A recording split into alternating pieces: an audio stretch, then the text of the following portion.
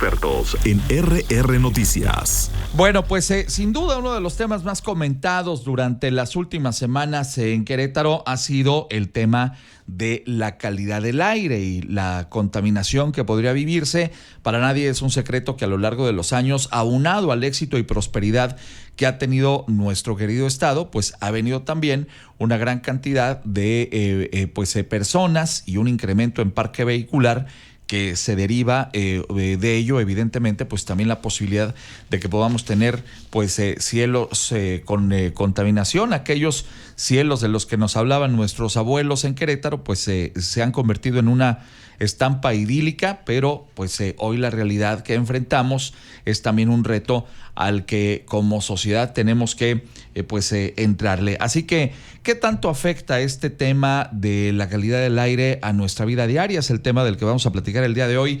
Quiero agradecerle mucho a la doctora Claudia Gutiérrez Antonio, quien es coordinadora de la Maestría en Ciencias en Tecnologías Sustentables de la Facultad de Ingeniería de la Universidad Autónoma de Querétaro. Doctora, bienvenida. Gracias por estar aquí. Muchas gracias. Buenos días a todos. Déjeme acercarle un poquito el micro para que quede mejor ahí. Perfecto. Gracias. También nos acompaña Walter Vladimir Palomino, docente de la materia de sustentabilidad en preparatoria y cultural de la UVM. Gracias, Walter. Bienvenido. Muchísimas gracias. Buenos días. Gracias por estar con nosotros esta mañana. Y está el ingeniero Ricardo Javier Torres Hernández, subsecretario del Medio Ambiente de la Secretaría de Desarrollo Sustentable en la entidad. ¿Cómo estamos? Qué gusto recibirte esta mañana. Bienvenido. Buenos días. Muy bien. Muchas gracias. Gracias por estar aquí con nosotros. Y bueno, entremos en materia. Doctora, debe estar sustentada, tenemos razón quienes de repente nos preocupamos por la calidad del aire en Querétaro. Claro que tenemos por qué estar preocupados.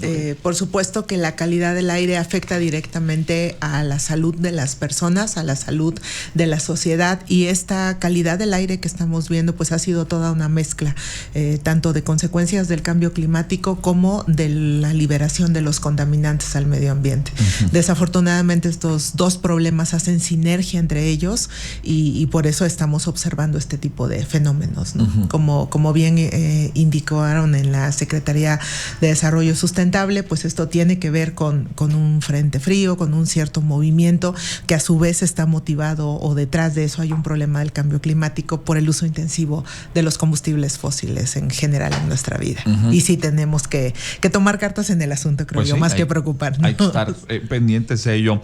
Walter, preguntarte, reitero, muchas personas de repente pues nos preocupamos ante ciertas circunstancias que vemos a simple vista. ¿Qué puedes decir de ello?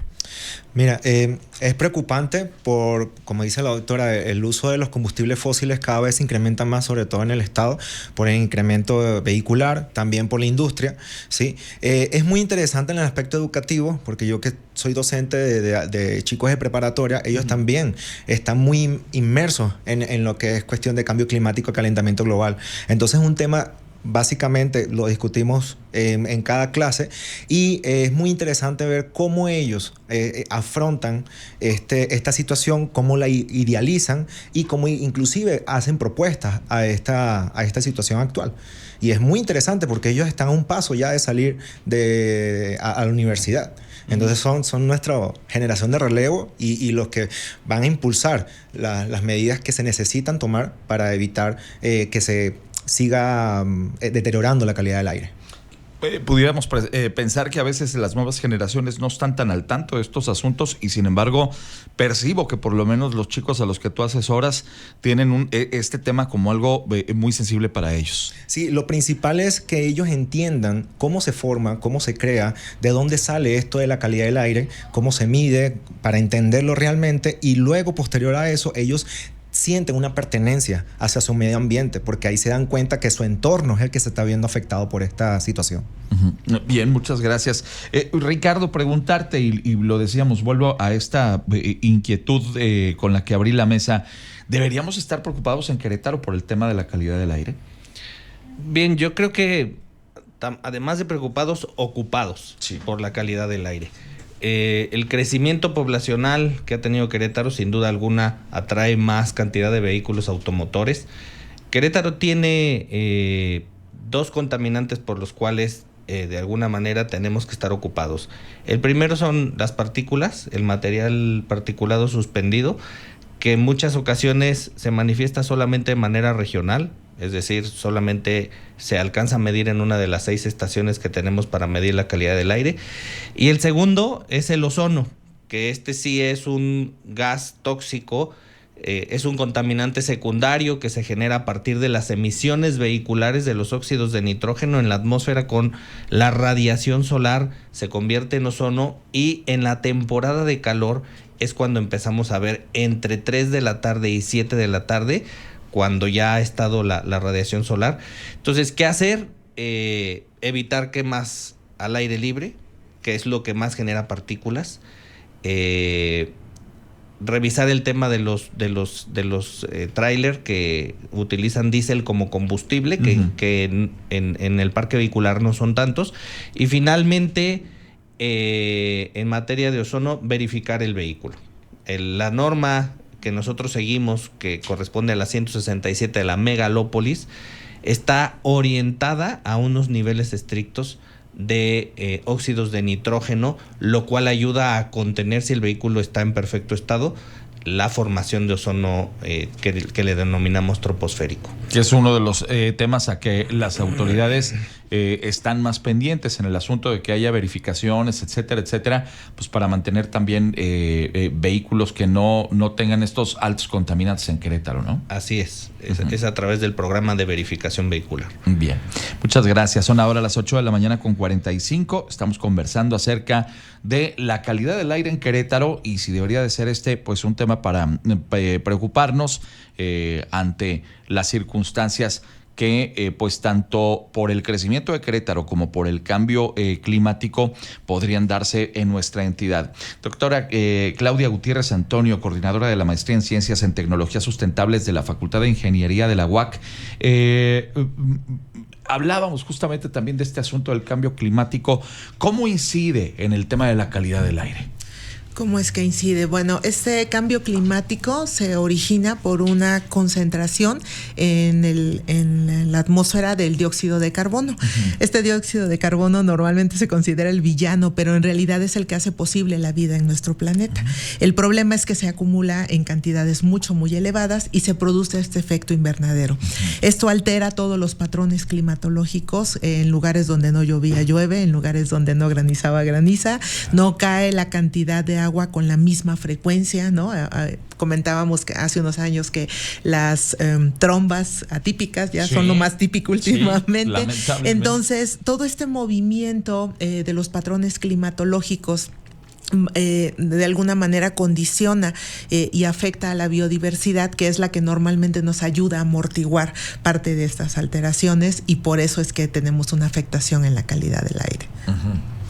Sí, interesante, porque a veces pensaríamos que el tema de la contaminación incide solamente pues con el asunto de los vehículos y qué cantidad de ellos hay en un espacio, pero evidentemente también las condiciones climáticas influyen para este fenómeno, ¿no? Es que es justo esta sinergia negativa, ¿no? Por un lado tenemos los contaminantes que mencionaba Ricardo, uh-huh, pero por otro lado tenemos el cambio climático, y cuando estos dos se mezclan, la situación se complica. Justo por eso tenemos que ocuparnos y hacer desde nuestra trinchera todo lo que podamos hacer para tratar de mitigar este problema. Bien, muchas gracias.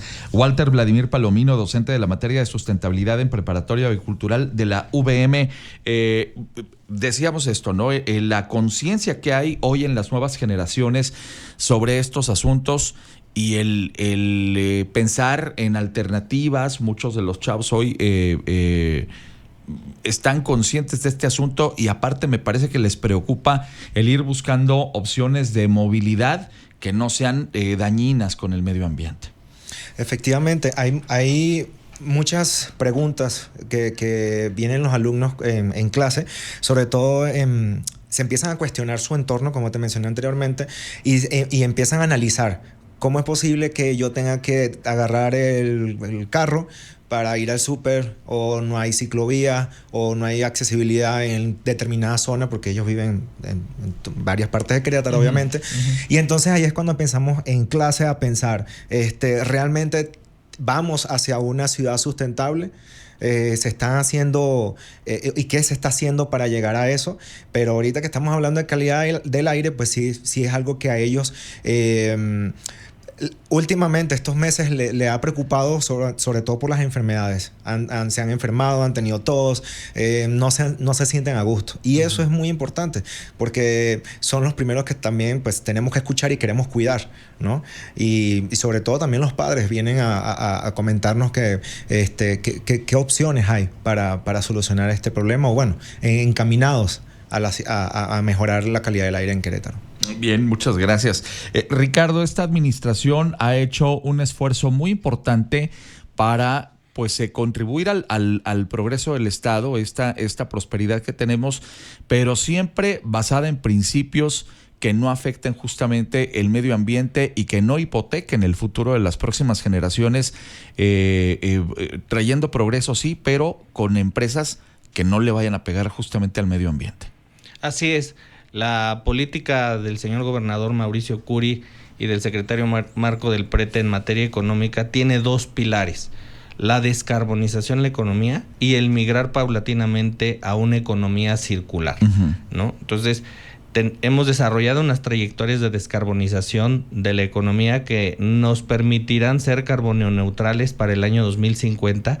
Y por otro lado, ir trabajando en la generación de esquemas de economía circular. Es decir, copiar un poco a la naturaleza. La naturaleza no tiene residuos. Lo que le sobra a uno, lo utiliza el otro, lo aprovecha el otro. Y esta es la base de la economía circular y es el modelo económico que se ha plasmado en el Plan Estatal de Desarrollo y en el propio Programa Sectorial de Medio Ambiente, que le llamamos Programa Estatal de Protección Ambiental, a través del cual estamos trabajando con el sector industrial, con el sector comercio, con el sector servicios, en una estrategia de nuestro sistema de economía circular para ir incrementando la eficiencia de las actividades económicas que generan riqueza, cuidar los recursos naturales y por otro lado ir modificando paulatinamente la matriz energética en el estado a través de estrategias como la implementación de paneles solares,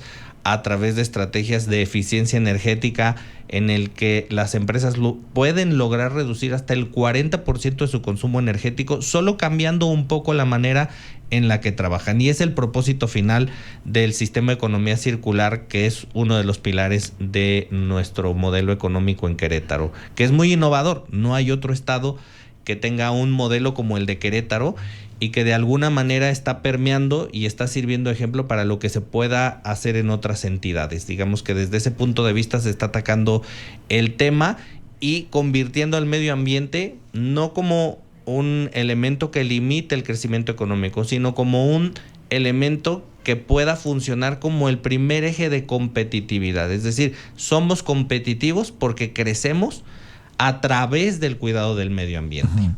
Y siempre eso como piedra angular, porque lo decíamos, otras entidades del país le han apostado precisamente a empresas que podrían llevarles prosperidad y generarles empleos e inversión económica, pero a cambio, pues obviamente de pervertir, digamos, el medio ambiente, de dañarlo.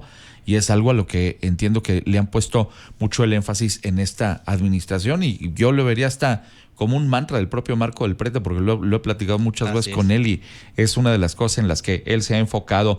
Gracias, Ricardo. Javier Torres Hernández, subsecretario del Medio Ambiente de la Secretaría de Desarrollo Sustentable.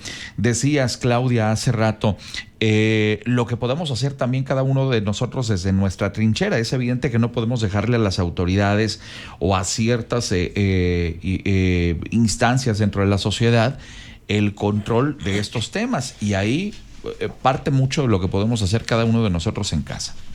Sí, creo que es importante entender que el punto en el que nos encontramos ahora, pues todos hemos contribuido, ¿no? A lo mejor algunos en mayor grado, otros en menor grado, pero finalmente todos hemos hecho algo para estar en el punto en el que estamos. Entonces, justamente desde esa óptica es que yo creo que todos tenemos que hacer algo al respecto. ¿Qué es lo que me toca hacer a mí? Hacer un uso eficiente de mis recursos energéticos, que además mi recibo de luz me lo va a agradecer. Hacer un uso eficiente de los recursos materiales, por ejemplo, todos los alimentos que yo tengo en casa, intentar reparar lo que yo ya no utilizo, donarlo, verificar mi auto, levantarme más temprano para no tener que venir rápido, me evito infracciones, checo la presión de los neumáticos. A lo mejor estas propuestas pudieran sonar muy pequeñitas, ¿no? Ok, pues de manera significativa, ¿qué tanto voy yo a impactar? Claro. Pero cuando lo hacemos en masa y cuando lo hacemos todos, es cuando podemos ver este cambio, ¿no? Y sin duda mencionaban hace un momento acerca del rol que tenemos como padres. Yo creo que es bien importante empezar a concientizar a nuestros hijos acerca de la economía circular. Digo, yo trabajo en este tema, pobre de mi hijo, ¿verdad? Pero le tocan ahí las cátedras en casa respecto de reusar el agua, claro, de hacer un uso eficiente de los recursos, y pienso que si todos hacemos equipo, ¿no? Nosotros como sociedad, el gobierno haciendo pues todo lo que está haciendo, que es muy importante, pues podemos en realidad hacer la diferencia. Que esta cultura de la eficiencia, pues como dices, Claudia, pues, hasta te beneficia en el tema del bolsillo, ser más propensos a reutilizar, etcétera, etcétera. Nos va a ayudar evidentemente también a ser más eficaces en el gasto en casa o en nuestro local, en nuestro comercio, etcétera, etcétera. Y es algo que me parece que tienen, lo decía y lo reitero contigo, Walter, tienen los jóvenes mucha conciencia de este asunto, y a veces, más que a veces nosotros como padres educar a nuestros hijos, ya son ellos los que terminan educándonos a nosotros, porque hay una mayor conciencia sobre estos temas en estas generaciones, ¿no? Así es. Muchas veces también los alumnos me comentan que hacemos proyectos, por ejemplo, ahorita que tocaron el tema del consumismo, por ejemplo, hay un proyecto que hacemos en clase, es simplemente cuenta la cantidad de desperdicios que tú generas en una semana, en claro, 2 semanas, y se quedan sorprendidos porque no lo acumulan, sino más bien al día a día estamos tirando basura, claro, sí, pero cuando lo acumulas te das cuenta de todo lo que una sola persona produce, y entonces ahora multiplícalo en casa, hazlo en casa, y ahí cuando los alumnos llevan eso a casa y los padres también, pues se educan todos en conjunto, y es lo bonito de pues poder impartir materias como desarrollo sustentable, ecología y medio ambiente, se entiende la perspectiva también del consumismo, que es algo que a veces no lo vemos porque lo consideramos normal, pero claro, cuando entramos en razón y estamos viendo si de verdad nos hacemos preguntas como, ¿necesitamos esto realmente? ¿Necesitamos el nuevo celular de moda? Claro. Ya tengo el mío que funciona, ¿no? Y entonces son cosas que nos atacan por todos lados, a todos, ¿ok? De forma general, y eso también es muy importante concientizarlo porque es un afecto ambiental. Sí, sí. Y sobre todo preguntarnos siempre de dónde viene todo lo que nosotros usamos. Todo. Y ahí es cuando entendemos, es que esto viene de un recurso natural. Claro. Y también entender que los recursos son finitos. Y ahí es cuando, wow, los chicos también se dan cuenta que, oye, sí, a ver, esto es real, ¿por qué está pasando esto? Vamos a tener un poquito más de conciencia, y se genera esa cadena de educación tanto en el aula como en la casa. Y cómo justamente a partir de hacer un poquito más de reflexión, decías, por ejemplo, el celular, este es el último y el que está de moda, pero ¿realmente lo necesito? ¿O qué huella voy a generar justamente Exacto. en el medio ambiente a partir de comprar uno de estos? Ser más racionales en lo que consumimos, ¿no? Exacto. Y eso es bastante sencillo saberlo. Simplemente tener esa curiosidad de entender de dónde vienen las cosas. Y eso te abre un panorama de que, ok, esto viene, wow, todos los minerales que tienen, las tierras raras, todo esto, cómo se produce, cómo se genera, lo que se necesita, toda la energía que se necesita para producir cualquier dispositivo electrónico. Algo, ¿no? Exacto. Ahí es cuando entra la conciencia. Pero a veces nos saltamos eso. Sí. Y es importante un trabajo que se tiene que hacer en las aulas. Y lo damos por sentado y pensamos que es una cosa mágica que apareció un día y evidentemente no. Pues hay un enorme trabajo ahí, hay un gasto energético, hay también un montón de cosas que están ahí detrás. Está bien interesante, muchas gracias, Walter. Finalmente, Ricardo, preguntarte, ¿qué otras cosas podemos hacer cada uno de nosotros? Decía yo hace rato, no dejarle solamente a la autoridad esta tarea, que claro que es importante que lo haga y como regulador y como monitor de muchas cosas, es importante que lo haga la autoridad, pero aquí no vamos a poder salir adelante si no lo hacemos y lo asumimos cada uno de nosotros como personas. Así es, pues bien, yo plantearía algunas estrategias, digamos, en el tema central, que es calidad del aire. Lo que el ciudadano puede hacer es acudir a verificar su vehículo previo a haber realizado un mantenimiento general del mismo, que nos asegure que el vehículo está funcionando en óptimas condiciones y que no está teniendo una combustión del hidrocarburo deficiente que pudiera estar generando contaminantes adicionales que se pueden resolver a través del convertidor catalítico, a través de un buen proceso en la eficiencia de la combustión. Por otro lado, el ahorro de energía es muy importante. Muchas veces somos muy proclives a siempre querer tener agua calientita, y sobre todo en esta época de calor, pues no hace tanta falta como para tener un boiler de gas prendido todo el tiempo. Este boiler genera además muchos compuestos orgánicos volátiles que también se miden son precursores también de ozono, sobre todo en esta temporada de calor. Entonces, pues apagarlo en el momento. Y mañana en la mañana que me toque hacer, lo que es por cierto lo que hacemos en la casa de todos ustedes, pues mañana te toca meterte a bañar, pues inviértele un minutito en encender el piloto y luego arrancar ese boiler, no pasa nada. No pasa nada. Otro tema importante son, por ejemplo, todos los procesos de pintura al aire libre. También generan compuestos orgánicos volátiles que eventualmente son precursores de ozono. En materia de economía circular, en materia de cambio climático, muy importante hacer el esfuerzo de separar los residuos, ¿no? Y empezar a encontrar la manera de elaborar una composta casera para los residuos orgánicos.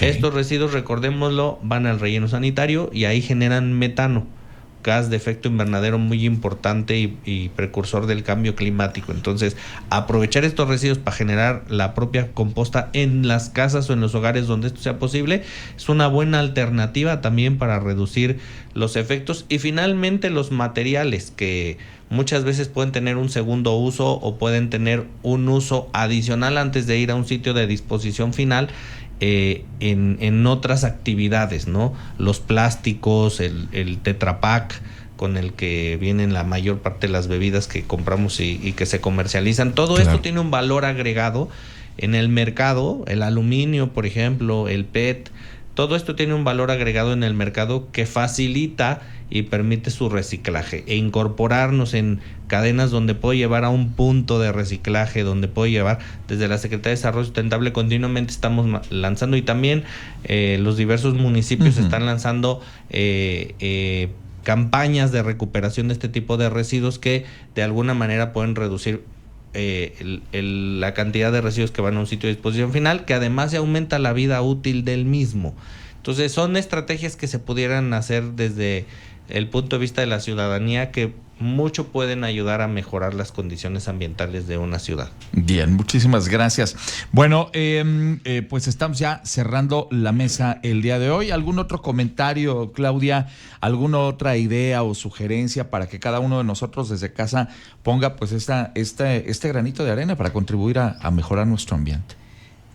Comentaba, creo que se trata más de ocuparnos que de preocuparnos. Entonces hay que tomar la responsabilidad que nos toca a cada uno de nosotros desde nuestra trinchera, tratar de hacer un uso eficiente de los recursos, también de compartir lo poco o mucho que sabemos con las personas que están a nuestro alrededor, para que de esta manera podamos hacer ahora una sinergia positiva que eventualmente nos pueda llevar a ese lugar que queremos. Muchas gracias. Bien, muchas gracias, Claudia. Y Walter, finalmente también algún comentario, alguna sugerencia para que cada uno de nosotros ayude en este proceso. A mí me gusta mucho transmitir esto que también le digo a mis alumnos, sean curiosos de nuevo, preguntémonos cosas, de dónde viene todo lo que usamos, y ahí vamos a obtener muchas respuestas. Vamos a entender nuestro entorno, cómo funciona nuestro medio ambiente. Es un sistema complejo, pero es muy interesante, y si queremos hacer algo en pro al medio ambiente, hay que conocerlo primero. Bien, muchísimas gracias. Quiero agradecerles a los tres la oportunidad de escuchar sus puntos de vista y esta información que tan generosamente nos han brindado. La doctora Claudia Gutiérrez Antonio, coordinadora de la Maestría en Ciencias en Tecnologías Sustentables de la Facultad de Ingeniería de la UAC. Gracias por estar aquí, Claudia, muy amable. Muchas gracias a ustedes. Esta es tu casa, bienvenida. Walter Vladimir Palomino, docente de la materia de sustentabilidad en preparatoria bicultural de la UVM. Gracias, Walter, por estar aquí esta mañana. Muchas gracias. Mucho éxito.